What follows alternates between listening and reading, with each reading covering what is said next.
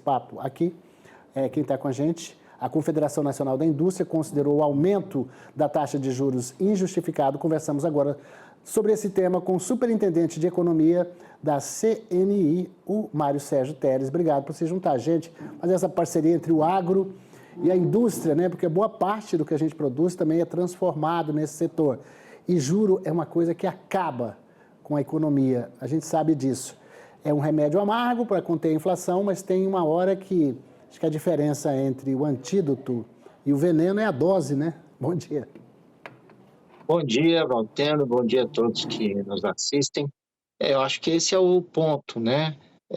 Na nossa visão, nós já tínhamos uma taxa Selic no nível contracionista, né? Que é uma taxa Selic que desestimula a atividade econômica, e esse aumento leva a política monetária para um nível ainda mais contracionista, causando aí uma perda de crescimento econômico que, na nossa visão, é exagerada. A Selic, no nível de 12,25, já faria o papel que cabe a ela, né, de conter essa, esse aumento da inflação que nós tivemos nos últimos meses. Então, na nossa visão, realmente foi exagerada e, portanto, injustificada esse aumento da Selic. Vocês parecem até que emitiram uma nota, não foi isso, Mário Sérgio, ontem, falando a respeito, né, colocando a posição da CNI com relação a essa questão dos juros, né? Por que ela impacta tanto a indústria, hein, Mário? Olha, emitimos uma nota ontem com esse nosso posicionamento de que esse aumento ele é exagerado e injustificado, né?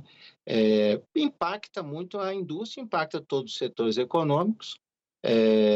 No caso da indústria, né, das empresas, a taxa de juros básica no Brasil é alta e ainda sobre ela incide um spread bancário significativo, que no último dado do Banco Central, em torno de 18%, na metodologia do nosso Banco Central.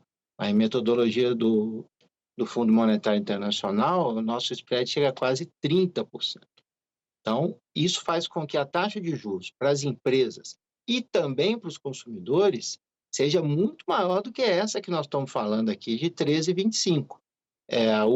Os últimos dados mostram que para as empresas com recursos livres, né, que não são aqueles que têm direcionamento, a taxa de juros média é de 22% ao ano. E para as pessoas físicas, também com recursos livres, a taxa de juros é ainda maior, 53% ao ano. Então, isso causa um impacto muito, muito grande sobre a economia.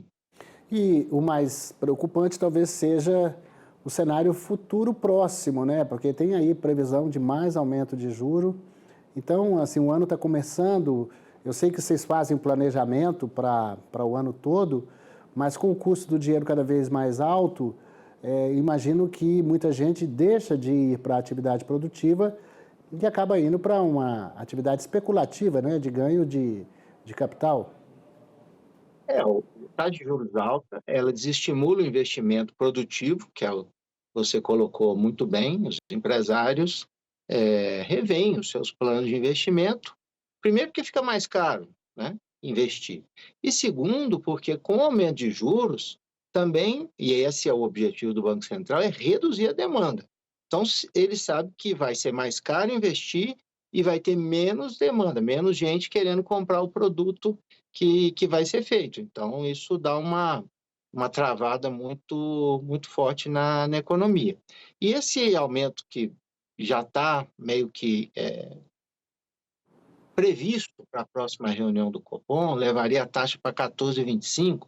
Quando a gente coloca em perspectiva, Valtero, veja, você colocou um gráfico aí no início, que no último ciclo de aumento da Selic, ela chegou em 13,75.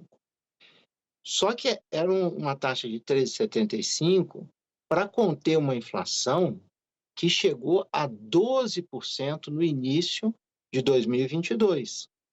Então, 13,75 com uma inflação que chegou a 12%.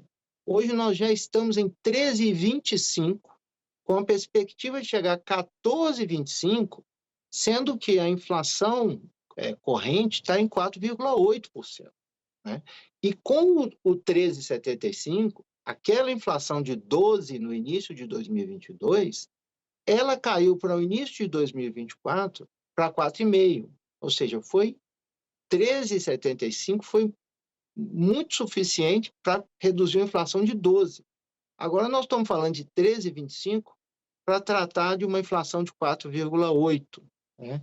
Então, nós entendemos que a dose, entendemos a posição que é preciso controlar a inflação, mas entendemos que a dose que está sendo aplicada é muito elevada.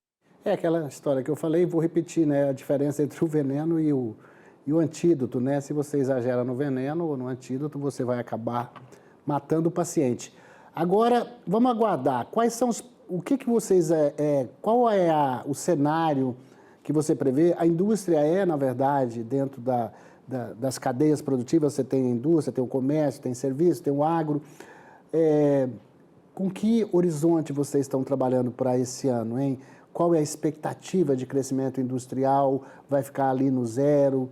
Eu sei que ainda está cedo para poder falar isso, mas eu sei que vocês também têm estudos. Com que números vocês trabalham, hein, Mário? Valteno, nós divulgamos em dezembro, a nossa perspectiva é de uma redução significativa no ritmo de crescimento da economia brasileira, muito por conta desse movimento de taxa de juros. Para 2024, a nossa estimativa é que o Brasil tenha crescido 3,5%, o PIB brasileiro como um todo. E para esse ano, nós reduzimos a previsão de crescimento para 2,4%. No caso da indústria, o crescimento foi próximo ali do nível da economia como um todo, em torno de 3,5%. Para 2025, nós vamos ter uma desaceleração, a indústria deve crescer entre 2% e 2,5%. E temos um ponto, a queda é ainda maior do que 3,5% para 2,4%. Por quê? Porque a agropecuária, que caiu no ano passado, o PIB, muito provavelmente vai ser queda, esse ano vai ter uma safra muito boa, como vocês muito bem tratam aqui, e a agropecuária vai crescer.